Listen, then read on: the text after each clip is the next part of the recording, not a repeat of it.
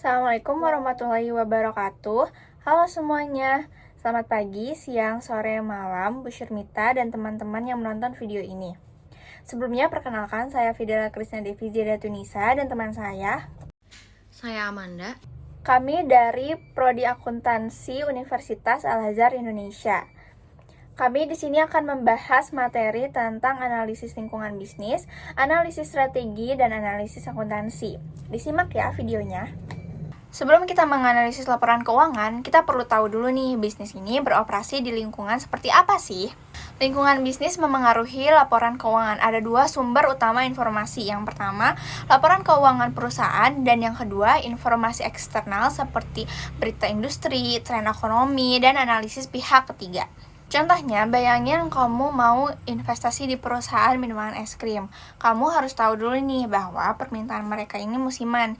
Jadi wajar kalau penjualan naik di kuartal 2 musim panas, tapi turun di kuartal 4. Nah, hal yang harus diperhatikan ini musiman, lalu yang kedua regulasi industri, yang ketiga kondisi makroekonomi, inflasi, suku bunga, dan yang terakhir perubahan teknologi atau tren pasar. Contoh lainnya juga kayak perusahaan transportasi online kayak Gojek, itu pasti akan terpengaruh saat harga BBM naik. Itu artinya biaya operasional naik yang bakal kelihatan di laporan laba rugi.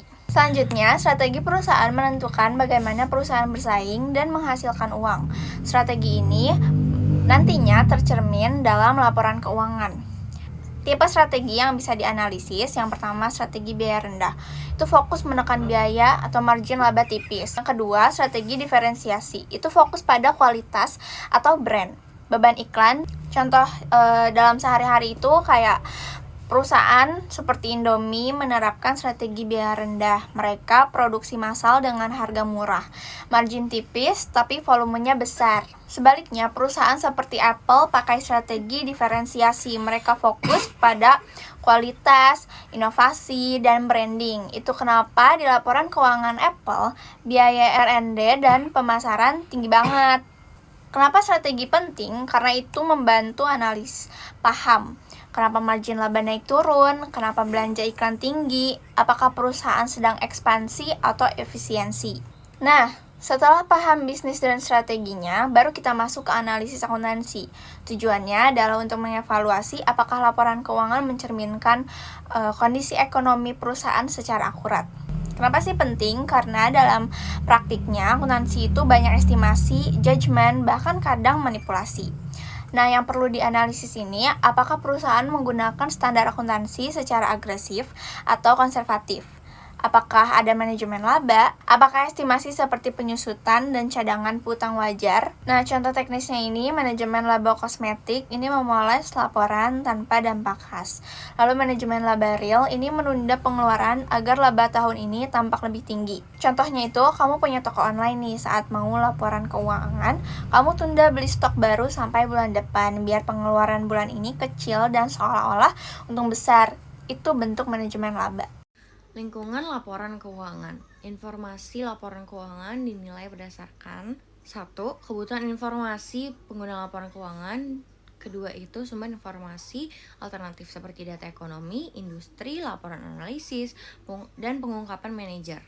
Faktor-faktor yang mempengaruhi sifat dan isi laporan keuangan itu ada prinsip akuntansi utama, ada motivasi manajer, ada mekanisme pengawasan dan pelaksanaan, badan pengatur, sifat industri, dan juga sumber informasi lain. Yang pertama itu adalah laporan keuangan wajib. Ada 3 kategori utama di laporan keuangan wajib. Yang pertama itu ada laporan keuangan yang disusun tahunan dan kuartalan. Dalam analisis kuartalan, perlu diperhatikan bahwa musiman membandingkan kuartal 4 tahun tertentu dengan tahun sebelumnya. Yang kedua yang perlu diperhatikan adalah penyesuaian akhir tahun. Selanjutnya ada pengumuman laba atau earnings announcement. Disediakan untuk investor melalui media keuangan, contohnya The Wall Street Journal. Menyampaikan ringkasan posisi keuangan dan kinerja perusahaan kuartalan maupun tahunan. Yang ketiga itu ada laporan wajib lain, yaitu perusahaan harus membuat laporan lain seperti proxy statement yang berisi laporan kejadian tidak biasa seperti perubahan auditor atau prospektus. Yang kedua ini ada faktor yang mempengaruhi laporan keuangan wajib. Apa aja sih? Yang pertama itu ada prinsip akuntansi umum, KP yang berupa aturan dan panduan akuntansi keuangan. Contohnya IFRS. Yang kedua itu ada manajer. Manajer biasanya menentang standar akuntansi dengan menurunkan laba, meningkatkan volatilitas laba, dan mengungkapkan informasi kompetitif tentang statement produk atau rencana. Yang ketiga itu ada mekanisme pengawasan dan pelaksanaan, memastikan keandalan dan integritas laporan keuangan. Selanjutnya ada sifat dan tujuan akuntansi keuangan. Kualitas informasi akuntansi yang diinginkan harus relevan, yaitu membantu prediksi dan mengambil keputusan. Harus andal, berarti informasinya harus verifikasi dan juga netral, dapat dibandingkan dan konsisten antar perusahaan dan konsisten dalam waktu. Kedua itu ada prinsip akuntansi yang penting. Yang pertama itu ada akuntansi akrual, yaitu pendapatan dan beban diakui saat transaksi terjadi, bukan saat kas diterima atau dibayar. Yang kedua itu ada biaya historis dan nilai wajar. Historis adalah aset yang dicatat berdasarkan harga perolehan, dan nilai wajar merupakan estimasi nilai pasar saat ini. Yang ketiga itu ada materialitas, yaitu perubahan karena kesalahan penulisan ataupun informasi yang mengakibatkan perubahan nilai. Selanjutnya ada konservatisme, yaitu yang menyajikan aktiva dan laba lebih rendah, menunda pengakuan kabar baik, dan cepat mengakui kabar buruk pada laporan keuangan. Poin 3 ini ada relevansi dan keterbatasan akuntansi, yaitu keputusan usaha seperti investasi ekuitas dan perpanjangan kredit yang memerlukan informasi dari sumber alternatif berupa laporan dan rekomendasi analisis. Keunggulan dari alternatif ini adalah tepat waktu dan menggunakan informasi yang berorientasi ke masa depan. Nah, selanjutnya akrual, dasar akuntansi keuangan. Kerangka akuntansi akrual itu pengakuan pendapatannya diakui atau diperoleh terjadinya saat menyerahkan produk atau jasanya, dan bebannya diakui saat produk atau jasa diserahkan. Relevansi akuntansi akrual lebih relevan untuk mengukur kapasitas perusahaan untuk menghasilkan kas saat ini dan saat masa mendatang. Untuk kinerja keuangannya, pengakuan pendapatan memastikan bahwa semua pendapatan yang dihasilkan dalam suatu periode telah diakui. Menghasilkan neraca lebih, menggambarkan sumber daya untuk masa mendatang. Laba akrual juga merupakan prediksi arus kas masa depan yang lebih baik. Selanjutnya, implikasi akuntansi akrual lebih unggul dari basis kas dalam menggambarkan kinerja dan memprediksi arus kas masa depan. Selanjutnya ini materi tentang konsep laba. Laba merupakan hasil bersih dari aktivitas operasi usaha dalam periode tertentu. Yang pertama ini adalah konsep laba ekonomi. Konsep laba ekonomi itu arus kasnya ditambah nilai sekarang dari prediksi arus kas di masa depan. Laba ekonomi merupakan indikator kinerja final perusahaan. Kalau laba permanen itu rata-rata laba stabil yang bisa diharapkan terus diperoleh sepanjang umur perusahaan. Terakhir ini ada laba operasi yang merujuk pada laba yang timbul dari kegiatan operasi perusahaan. Selanjutnya ada konsep laba akuntansi yang ditentukan berdasarkan konsep akuntansi akrual. Dapat direalisasikan dan telah dihasilkan. Perbedaan laba ekonomi dan laba akuntansi itu apa sih? Jadi perbedaannya di konsep laba alternatif, di biaya historis, di basis transaksi, dan juga di konservatisme, juga di manajemen laba. Selanjutnya ada akuntansi penilaian wajar, yaitu perbandingan model biaya historis dan penilaian wajar, seperti penilaian transaksi versus penilaian sekarang, biaya historis versus harga pasar, dan juga pendekatan alternatif.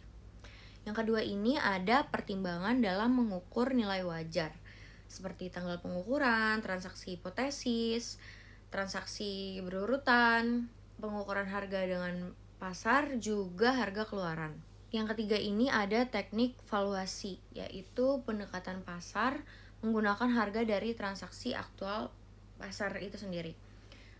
Pendekatan laba wajar diukur dengan mendiskontokan perkiraan arus kas atau laba masa depan dengan masa sekarang. Pendekatan biaya digunakan untuk menentukan biaya penggantian aset periode berjalan. Selanjutnya, materi selanjutnya ini ada pengantar analisis akuntansi keuangan, yang merupakan proses evaluasi sejauh mana angka akuntansi perusahaan mencerminkan ekonomi. Yang pertama ini ada kebutuhan akan analisis akuntansi, yaitu Kebutuhan analisis akuntansi disebabkan dua alasan. Yang pertama itu akuntansi akrual memperbaiki akuntansi kas dengan mencerminkan aktivitas usaha pada waktu yang lebih tepat.